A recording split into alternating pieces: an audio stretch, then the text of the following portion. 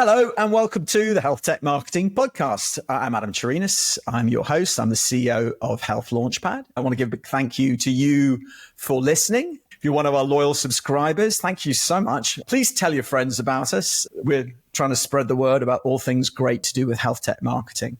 I also want to give a big thank you to our longtime sponsor, the great folks at HIMSS. And we're going to be doing a summit this coming week, and HIMSS is going to be one of the sponsors of that too. So big thanks to them. Okay, today we're covering a topic I've not covered before, and that's the whole area of comparative websites. So, you may have heard of sites of companies like Class. You may have heard of companies like G2 and Capterra that do cover healthcare a bit. I came across a new company, new to me anyway, and that's Elion Health. I was introduced to them at HIMSS. And so I wanted to get their founder, Bobby Gulick, on the podcast so that we can have a conversation about all things to do with comparison websites. So Bobby, welcome to the show. How are you? I'm doing well, Adam. Thanks so much for having me. It's great to have you on the show. So, before we got started there, you were telling me a little bit about the backstory, about how you saw the need and and how you brought Elion Health to market. So talk a little bit about that. Yeah, happy to. So I spent the last 10 years or so kind of in the healthcare digital health space. I was really early at Oscar Health, used to be startup health insurer, now public company, was at another healthcare startup in the clinical trial space as well for a number of years. And one of the common themes across both of those experiences was I had to make a whole bunch of vendor decisions. And this was kind of your typical startup experience. We had an urgent problem that we needed to solve. And so it was trying to figure out, what categories I should even be looking at in certain situations. Did I have a full list of vendors that I should be considering? Trying to cut through the marketing speak and understand, what these vendors actually did in certain cases, and then trying to get intel on, how good were they and did people actually like them and like their experiences with them? And, going through this process a whole bunch of times, and in some cases making decisions that turned out not to be the best ones, it felt like there was a need for kind of a solution like the one that we were building. You mentioned G2 and Capterra. Kind of in your intro, I tried to use solutions like that to help, but I just didn't find that they were kind of well set up for the specificity of healthcare. And then frankly, over the last few years, especially through the pandemic, saw the landscape of healthcare technology solutions just getting that much more crowded, that much more fragmented.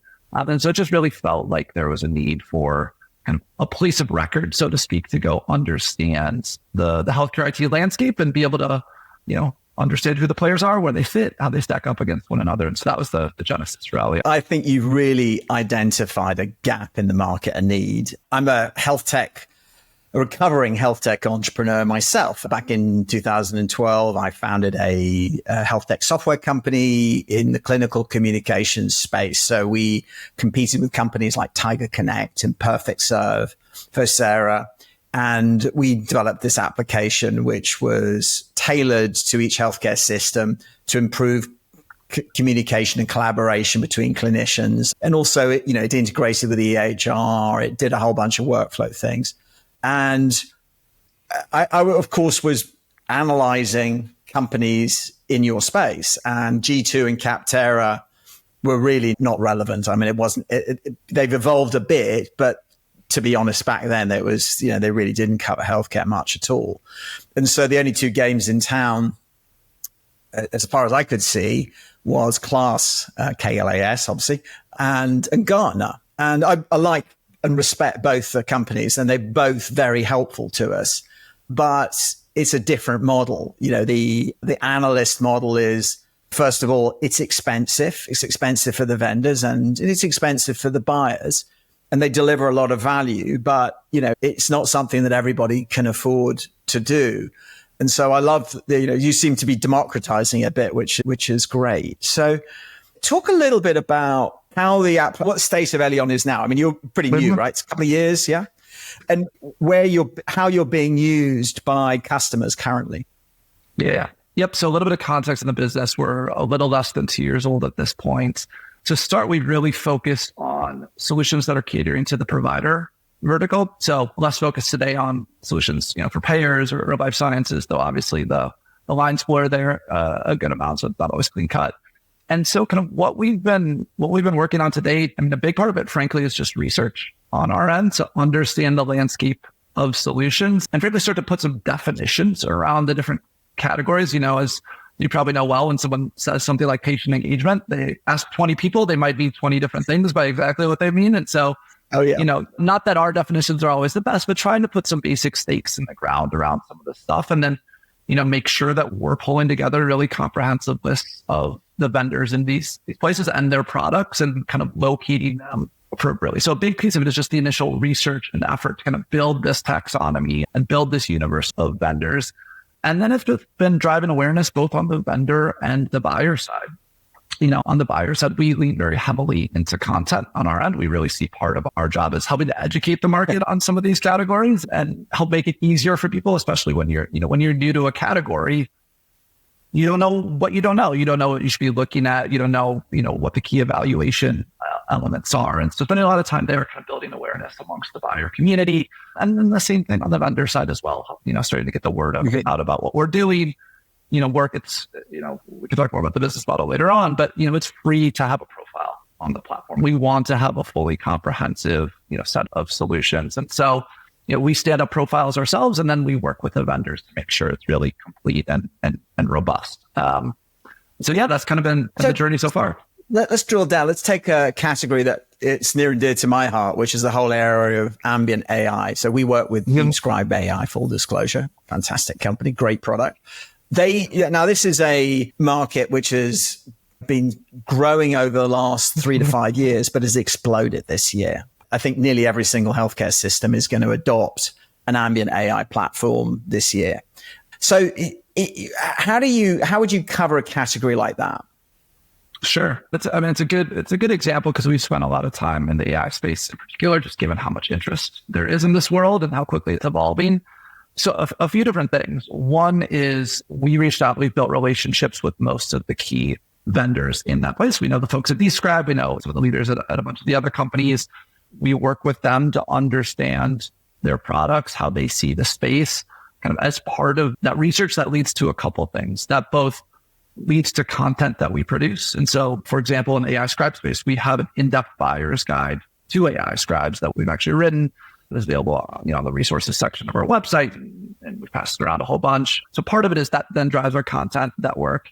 And then it also drives the product, right? That is through those conversations and those efforts that we put our definition out there about the category, and we build our list of vendors. And then we start working with, again, folks like a Describe to complete their profile.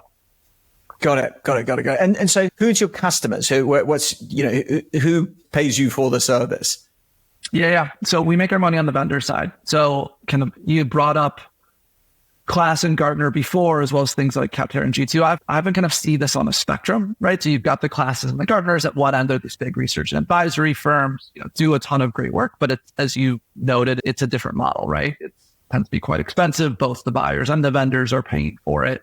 We locate ourselves a little bit more on the other end of the spectrum, again, more analogous to the G2s and Capterras, where it's a free open platform for people to go use and to navigate, on the buyers. Free for anyone, but the buyers in particular to go use to research the space. And then we make our money on the vendor side through a couple of different subscription products. One really around kind of, vendor's presence on the site, both through a richer profile, but also through really in-depth reviews of their products, which we can talk a little bit more about in a second. And then the higher tier is really oriented around buyer intent data. So kind of which companies are looking at your product, looking at your competitors' products typically is a pretty strong signal of who's actually in market for your solution at a given point in time. So we'll come back to the in-market intent data in a minute, because that's, one of my favorite subjects. But your current plan is your revenue comes from the vendor side. It's not like KLAS and Gartner where it's two-sided, right? Providers subscribe to the service and vendors subscribe to the service. So and I don't like the whole notion that, it's very easy to accuse them of being play to play. I don't actually agree with that. I think people who think that, frankly, maybe misunderstand the model. And particularly when you've got vendors like KLAS, where their reports are based on customer feedback. So I just find that, the pay to play analogy, I think, is unfair, frankly. But do you see that evolving though? Because, there's a limited number of vendors. There are a lot more potential buyers out there. Do you see that evolving to maybe a subscription model on the provider side? Yeah, I think there could be potential there. I mean, I think there's a number of business models that kind of align with what we're building here.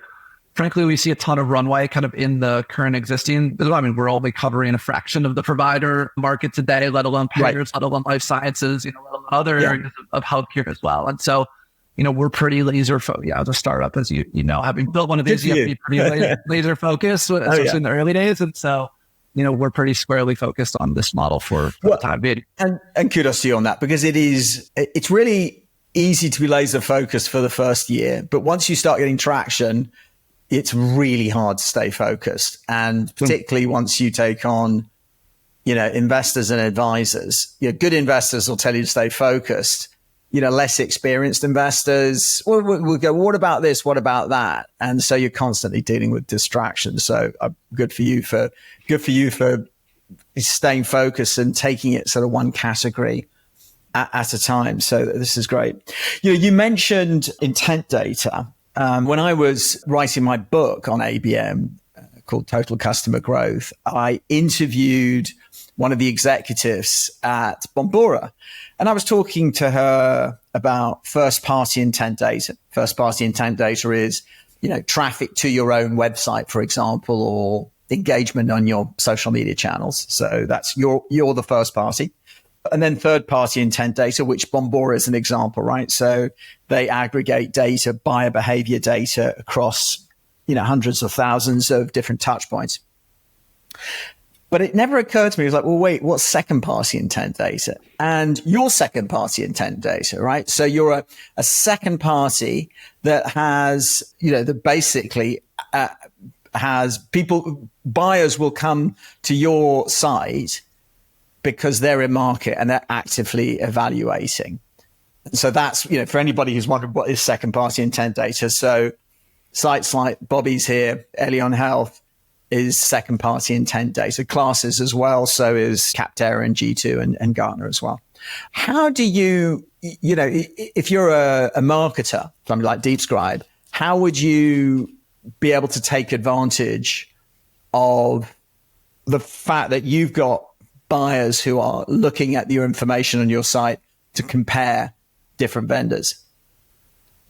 Yeah, I mean, and as I don't have to tell your audience, one of the hardest things about marketing is knowing when someone is actually in market for your solution, right? You can have a ton of folks in your CRM, but if they're not actively shopping, it doesn't really matter. And so, I think one of the key values that we drive for our customers is helping them know that this customer that's likely already somewhere in their CRM is actually now showing signs across, different members of their organization of doing real research into their space. And that's through looking at their profile, reading their reviews, looking at their competitors' profiles, kind of those activities. And so, being able to share back kind of at the company level that these actions are being taken. And it's probably a good time to maybe both reach back out to some of your contacts there, as well as roll out some marketing kind of geared towards members of that organization. And how are you going about making sure that, if you're that the provider organizations see you as a destination for that evaluation, for that comparison? Yeah. So you kind of touched on it with talking about class before. I mean, one of the challenges for any business that kind of sits in our space is making sure you maintain trust with the buyer side and are seen as a credible place to go and do research. And we've, a big part of our model is, and you can kind of see this, is we are not trying to pass judgment on vendors or solutions ourselves, right? Like we want to educate the market. We want to share some of our knowledge holistically about how to evaluate different categories and how they're defined. But in terms of the actual information about the vendors and the products themselves, it's either information that either publicly available information that the vendors themselves are sharing with us, or information that we're surfacing from their customers kind of via the reviews that I mentioned before. And the reviews we do, just for a little bit of context, it's different than, if your audience is familiar with G2 and Capterra, they know that they have huge numbers of reviews, but they tend to be relatively thin in terms of the amount of depth they go into about the products and the companies. And so we've taken a bit of a different approach in that we do far fewer reviews than they do, but we go much deeper with their customers. And so we're literally having conversations with them, going into depth on, what was their use case, which vendors did they evaluate, why did they choose the one that they went with, and then what's their experience been in depth? How does it fit into their workflow? What are the strengths and weaknesses? How easy is it to integrate with? What's the quality of support? And then ultimately, would they make the same decision again? So essentially, we are in as kind of almost unfiltered a way as possible, trying to surface both, I'll call it more structured or quantitative information about the products and the vendors, as well as qualitative information about what people actually think. And so that, our hope is that the combination of that kind of market education and this information makes Allianz a destination for folks.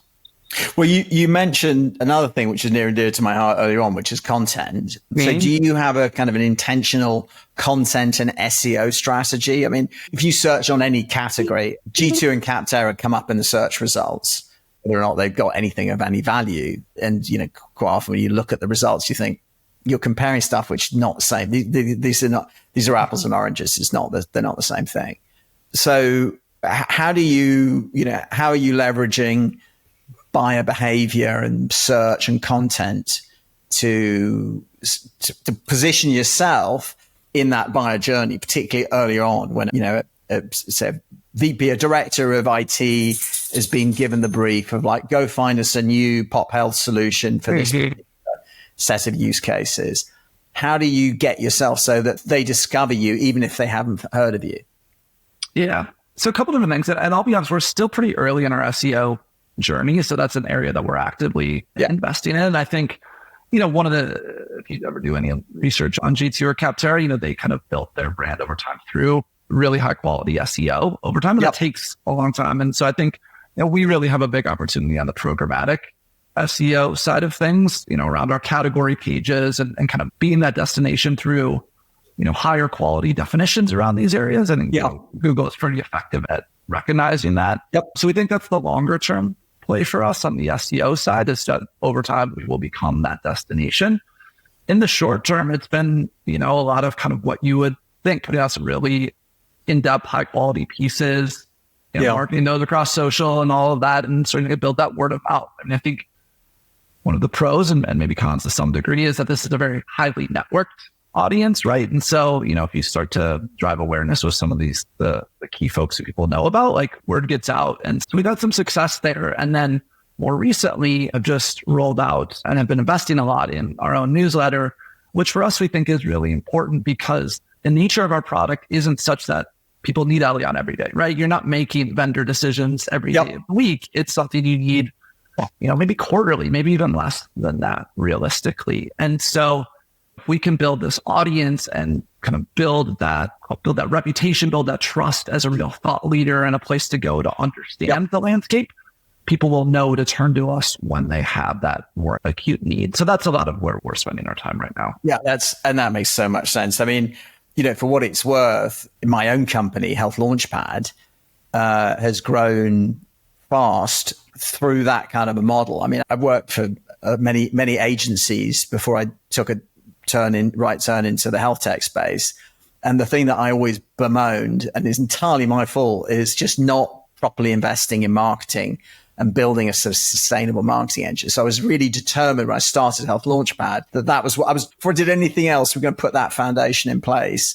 And it's really paid off. And so, yesterday, for example, I had a call with a really interesting healthcare startup from Europe, venture backed, and they're interested in getting into the US market. And I thought, I'd never heard of them.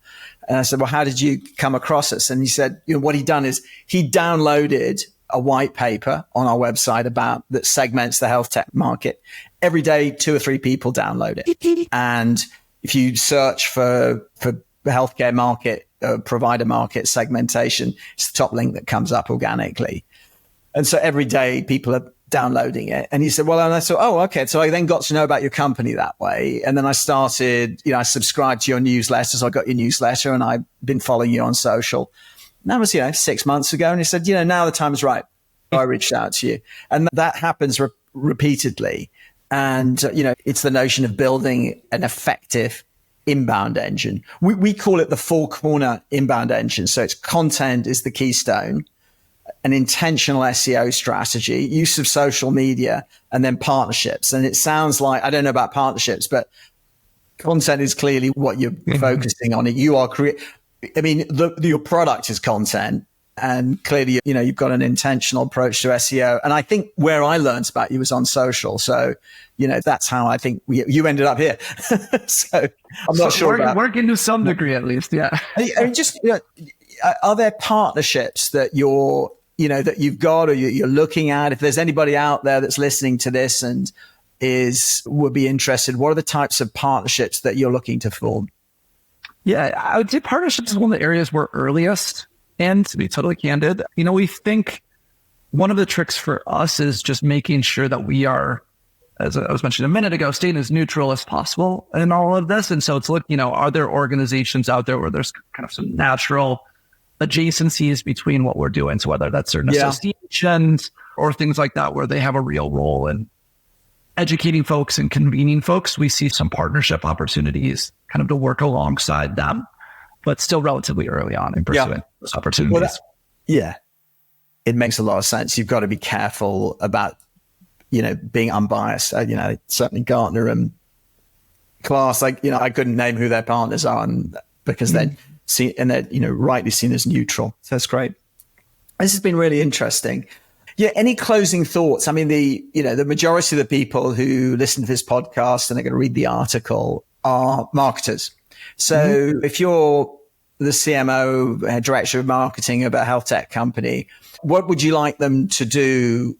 How should they think about Elion Health? Yeah. So, what we are building towards is becoming the place of record for the health IT landscape, right? We want to be the place that people start their search, how they understand what the categories are, who the players are. And so we're still, in that journey and are looking to build relationships with, vendors kind of across the landscape. Yep. And today for us, it's less even about driving sales on our end. It's more about building that relationship, making sure they have a great profile on Elion, that they're represented well, that we've got them categorized in the right place. And so, if folks are interested in what we're doing, I'd encourage you to reach out. And LinkedIn is easy, or I'm Bobby@Elion.health. Both, feel free to reach out. Yeah. Either way. And if you don't already have a profile, we can get you set up. And if you do come to Elion and you see that we already have one set up for you, you can reach out and we'll make sure it's, as accurate and complete as possible. I'll make sure your information there is in the show notes. Okay. Bobby, thank you. Really appreciate your thoughts today, your perspectives, and really excited with what you're doing. I think you really do you're meeting a need, and I'm sure you're going to be really successful. And I wish you the best of luck with that. Thanks so much. Yeah, really enjoyed it. Great. So as we wrap things up here, again, if you want to reach out to Bobby, he's Bobby at Elion Health, or it's Bobby Gulick on LinkedIn, and that's Guelich. So if you're watching us, you can subscribe to the audio podcast on any of your favorite podcast apps, Spotify, Apple Podcasts, whatever. And if you're listening to this and you want to see us, we're on YouTube. You just search for Health Launchpad and you'll find us. And then also, I always write these up as a long form blog post. So I don't post the transcription, but what I'm going to do is write an article about this, which will be published next week alongside the episode.